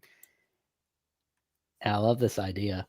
if Alabama and Michigan play each other, Michigan VOCP and Bama VOCP might have to have a preview show together. That would be amazing and definitely doable. John and TJ and would hope that would be in the works. Alabama and Michigan is always fun. I mean, there's been some really good games. We had some fun. Even though Alabama keeps losing to Michigan, it's still been good games. I don't talk about that bowl game though. That bowl game was trash. If Nick Saban was the coach, there's no way that Alabama would have given that minimal of effort in that game. No way. But the playoff game, that was an all-time classic. That was an amazing game. And Milroe's fumble sucked, but that was still a classic. I mean, Alabama getting stopped at the goal line, dumb play call on the goal line. But Michigan played great defense. Blake Corum was amazing. It was a good game. Like we appreciate that, Steve. Appreciate Steve. We appreciate that. We'll have you as a temporary fan for that one. And we've got Sports Talk with Austin to round out the 75th edition of the College Show. How you doing tonight, good buddy? Pretty good. I know Godfather's watching. Godfather, get that harmonica out, because shout out to my Denver Nuggets, fellas. They got it done today. Woo-hoo! Okay, now that I'm done with that, well, looks like it's Ole Miss, Alabama tomorrow. Mm-hmm. I don't want to alarm you guys, but Ole Miss is playing some of their best basketball at the right time. How we feeling, guys? I was talking a little bit about that to start off the show earlier tonight, about how I'm a little nervous about going against Ole Miss tomorrow. Anything can happen. I mean, that's the thing. Anything can happen. If Alabama lost, I mean, would it shock me? I mean, it would do this. Raise an eyebrow. I'd be like, okay, what was that? But I mean, it's not like I'm going to be sitting over here going like, oh, how in the world did that?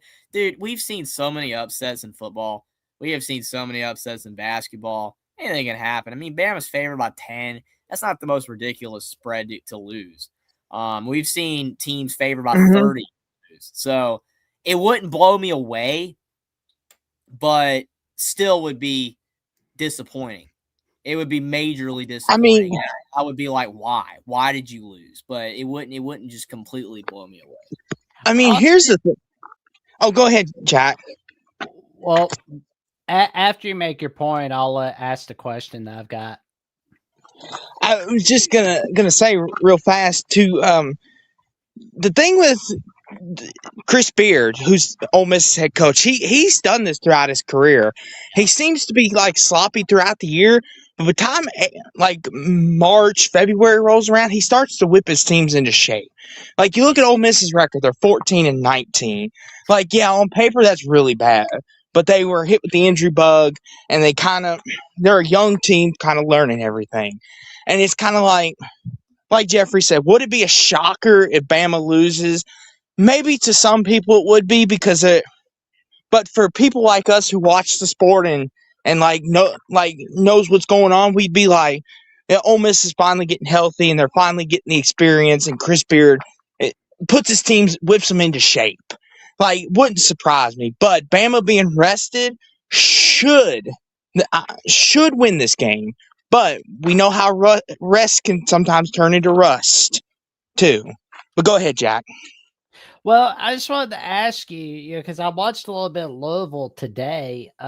What was your take on the Louisville Cardinals today? And can they make at least a run to the Sweet 16 in March Madness this year? I mean, here's the thing, Jackson. I mean, the thing is with Louisville, and you and Jeffrey can comment on this as well, because I do want your all's feedback on this, is I think with Mikael Brown healthy, I think the potential of this team is as far as anyone could go.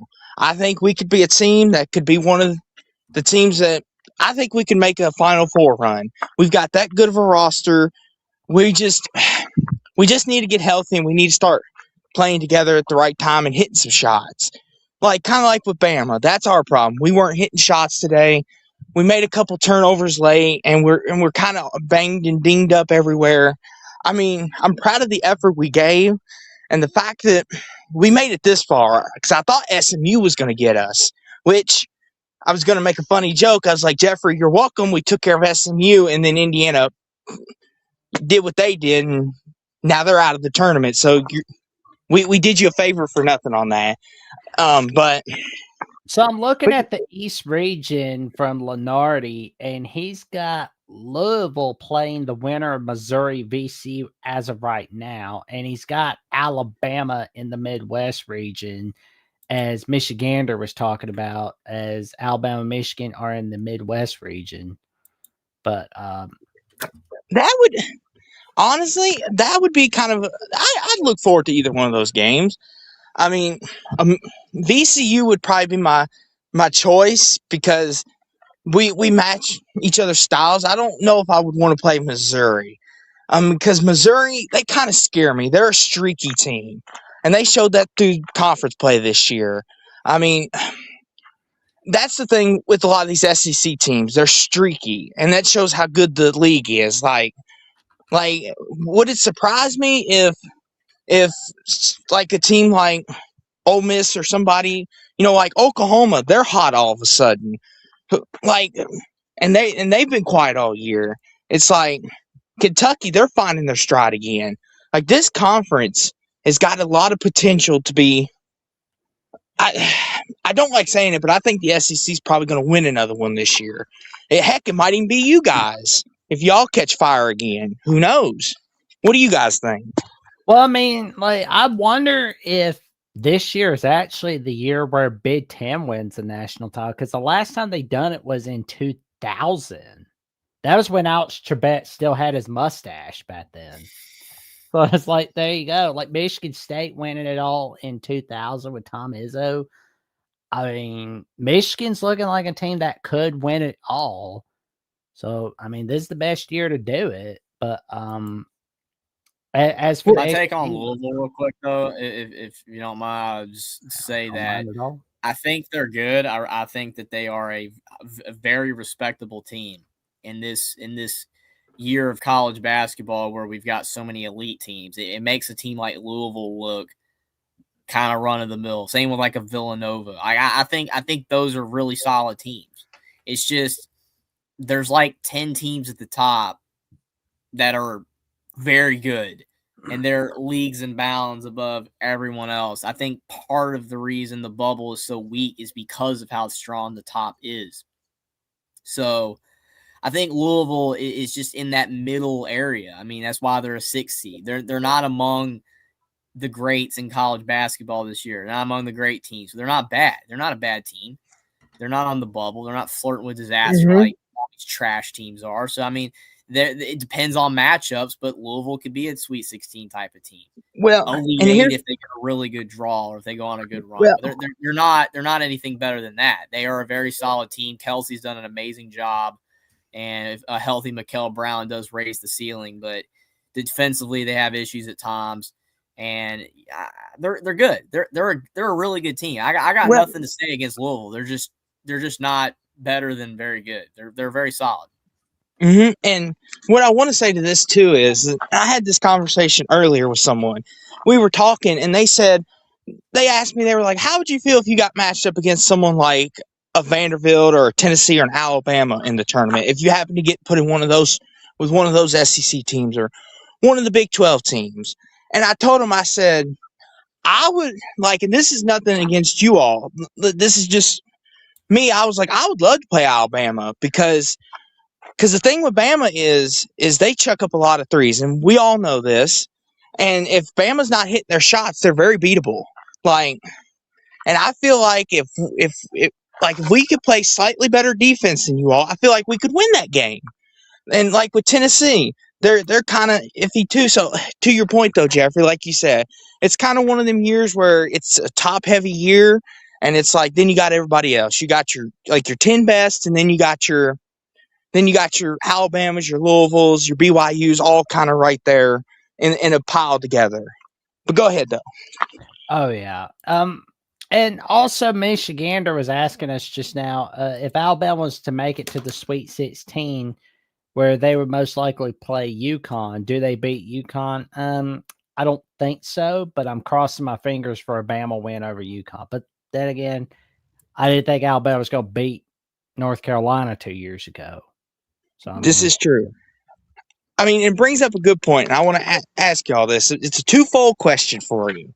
okay. If Bama wins the SEC tournament, what seed do you think they could be in the tournament, and what do you think their floor and their ceiling is? Like, where y'all thinking at I on think that? they're a 3 seed. Yeah. 2 is possible, but 3, yeah. 3 is very likely. Yeah, I mean, I'm looking at like a 3 seed, but Right like, now they're probably a 4. yeah. Yeah, I mean, like 4. I just don't want to be at that 5 territory. They're 'cause, just like, conference tournaments matter, but they don't seem to affect seeding that strongly. no. So 'Cause, I think they the did with- odds they could be is a 3. Well, and They honestly, did with- the 2 years that Alabama's won the SEC tournament, it's resulted where it's like Alabama won the SEC tournament in 2021, where it's like looks like they could make a huge run in March Madness, right? But then they get upset by UCLA in the Sweet 16. Then in 2023, they win the SEC tournament again, but then they wind up losing San Diego State in the Sweet 16. Not saying that's what's automatically going to happen, but it's like I don't know why, but it's like the energy like fell off in March Madness after the SEC tournament wins for some reason. Mhm. And I want to say this too, and you all can correct me. Does it feel like to me Alabama's one of them teams, if you put expectations on them, because the year you're talking about, Jackson, is the year with Brandon Miller, and everyone picked Bama to win the whole thing. A lot of people picked them, and then they ended up losing to San Diego State. But the year that nobody picked them with Grant Nelson, Mark Sears, and Youngblood with that team, they went to the Final Four that year, and they lost to the eventual champions, right? Yeah, Yep. they lost to UConn that year. So Mhm. it's just like, is Bama going to turn into one of them teams if we put expectations on them? Are they going to be one of them type teams? We put expectations on them and then they crumble on us. Nobody talks about them and then they go far. Are they going to be one of them teams? I'm feeling like we're at that statue, like especially like 2024, where it's like before that magnificent Cinderella run to the Final Four, like Alabama lost to Florida in the quarterfinals. Like nobody was thinking, oh, that team's going to the Final Four. Like literally nobody was, but then it happened. Mm-hmm. So it could. I think you're onto something, Austin. I'm agreeing with you on that. Honestly, it's kind of feeling that way with March Madness for Alabama basketball. What do you think, Jeffrey? And then I got one more question that I want to ask you. What do you think, Jeffrey? Can you repeat the question again? Sorry. I asked, is Alabama becoming one of them teams when you put expectations on them, they fold under it? Because the reason why I asked that is because it seems like when nobody talks about them, when no one seems to care about you guys, they make their runs. And like I was telling Jackson, they made that Final Four run and they lost to the team that eventually won the whole thing. Do you think they're becoming that team where if we all pick them to win, say get to a Final Four, they're going to do what they did with the year with Brandon Miller, or do you think I'm just being superstitious? Well, I mean, it's for me, it's hard to say that with Alabama because they're such a new program. It's not the exact word I'm looking for, but I'm getting pretty tired. They're not in this position that much. Historically, they're horrible. It's like Indiana, like football. Like Indiana football prior to this 2-year run with Cignetti has been garbage for their entire existence. So it's like now that they're good, what are they going to do? Are they going to keep being good? Are they going to regress? We'll see. That's why Steve said earlier, like, oh, this is the year I'm prove Cignetti's good. Cignetti already proved he's good. He won a title in Indiana. It's just, can he keep winning at this high of a level? Because if he does, then that increases even more validity. Whatever. So it's the same thing with Alabama basketball. They're new to being good. They're not. used to being in this position historically. They're for the vast majority of their history, they were a horrible basketball program. So now that we have a pretty solid basketball team, people are going to start putting expectations on. That's fair. But, I mean, I don't think that the expectations are still through the roof. They're not like Final Four or bust or Elite Eight or bust. I mean, even some of the best programs in college basketball, you can't make a Final Four, Elite Eight every year anyway. Matchups, injuries, there's a lot of factors that go to play. So, I mean, I get what you're saying. I just do not think that there's enough evidence yet to say like, oh, Alabama, is that type of team that when there's a lot. Because what are their expectations this year? Are there expectations Final Four, or are there expectations to lose in the first round? I don't really think people know what Alabama's expectations are this year. I mean, let me ask you two, like for you all coming into this year, what was your all's expectations? Since you all are both Bama fans, was it, hey, let's just win the SEC tournament and then we'll see where March goes? Honestly, I just want Alabama to make a huge run in March Madness. I want to see another run to the Final Four. That's the hope every year, though. And it's whether that is feasible or not. I think it is technically feasible this year because I think at Alabama's highest potential, if they can go on a run of shooting the basketball very well and good enough defense, they can get to a Final Four. Oh, great. But, and especially, that's what Michigan said. That's every team. So Steve's saying I'm being too negative. I'm not trying to be too negative. I mean, he's just legitimately, I am extremely tired. But that beside the point, Alabama basketball is not a blue blood. Alabama basketball is not in any type of sphere. They're not even at Louisville or Syracuse's heyday or Georgetown or anything. Alabama basketball was an afterthought for 99% of their history, pretty much. Not as bad as Indiana football, but they're pretty bad. Sure. Like they've never been anywhere. Nate Oates has had more success in the last 5 years than they've had ever. So it's just I don't know really how to quantify Austin's question. It's a legitimate question, and it's a really good question. It's just to say, are they that team when they have expectations? How many times has Duke basketball has 5 national championships? They have 5 national championships. It's been a million, but do you know how many seasons that Duke comes into the tournament thinking they have a legit shot to win it all, and then lose in the round of 32 every year? We can say that about Duke. We can say that about any team. That's North Carolina. There's more volatility to basketball than there is football because you got a 64, now 68 team tournament, and there's a lot of games, depending on your matchups. I mean, nobody on the planet thought that Zion Williamson, Cam Reddish, and RJ Barrett were going to lose to Taco Fall.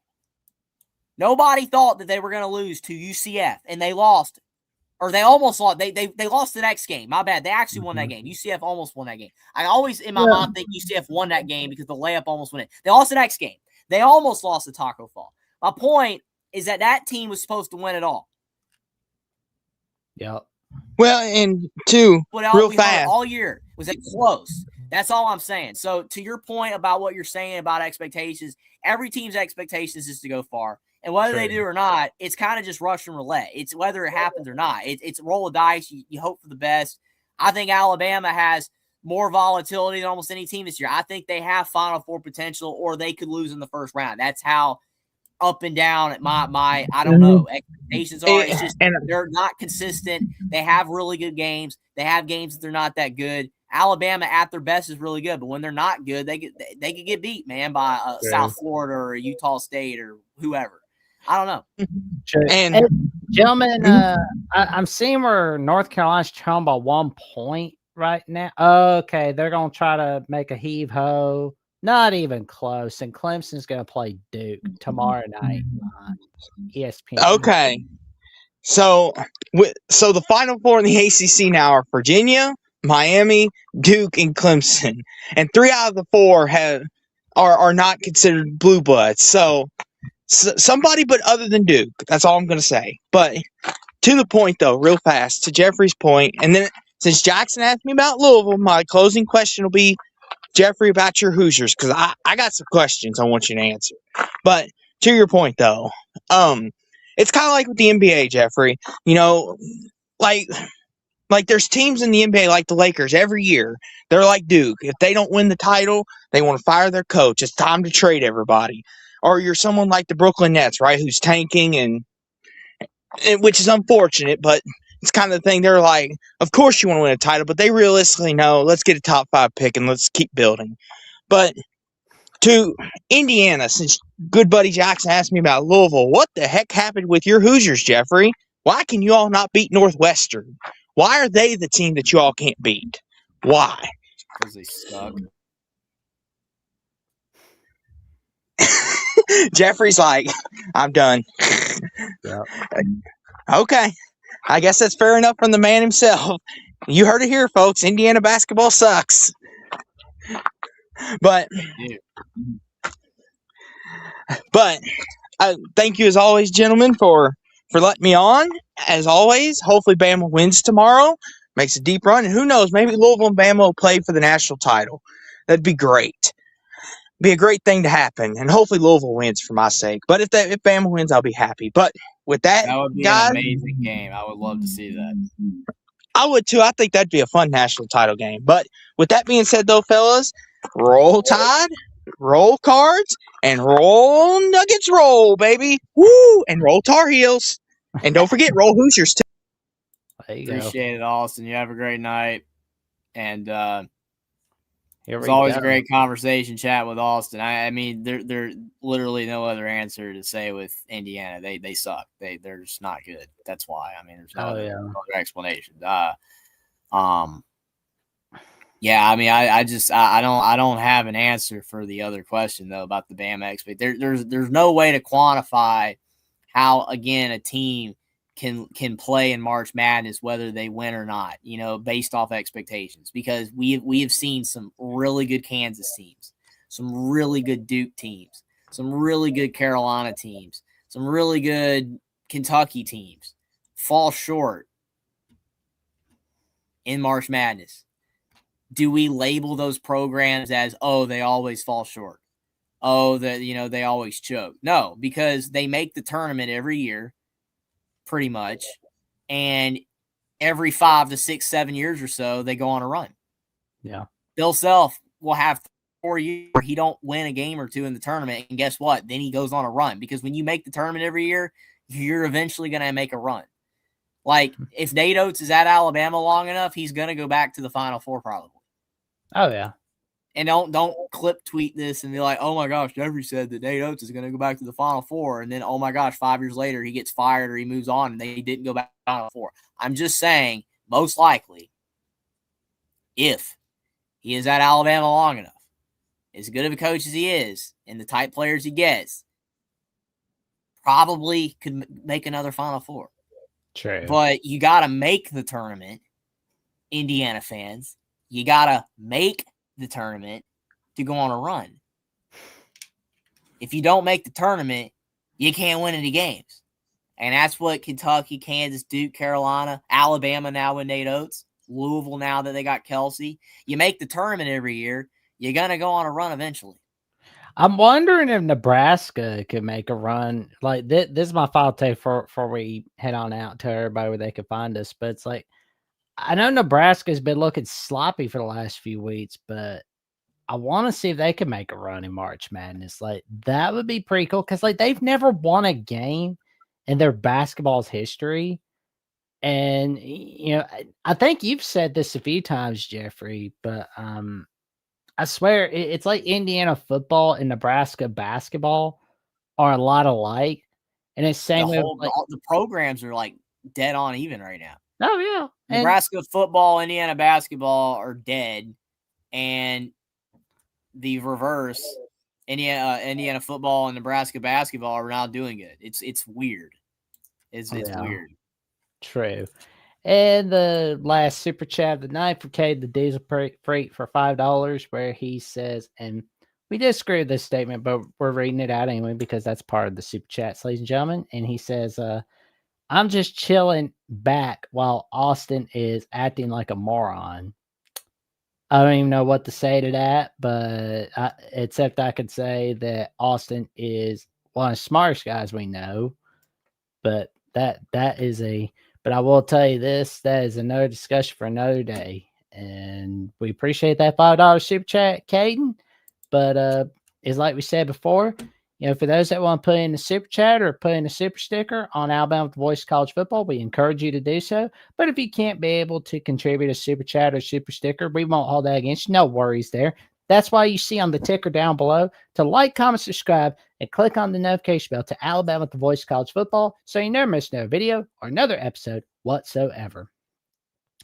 And I'm not even going to read that last part, but because it's not in the form of super chat. But before we get on out of here for tonight, before we go on, and for you and I were joined by Will, where we gave our takes on some March Madness. What we've got going on this week, good buddy?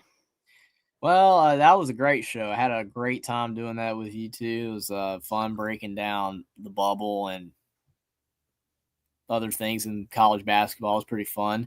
Coming up, you got the Selection Sunday. Probably going to do a live stream for that. I know that Austin definitely wants to do a stream. I know that you guys want to do a stream. So we'll see. We'll see. You never know. Maybe we'll have a streaming bonanza or something for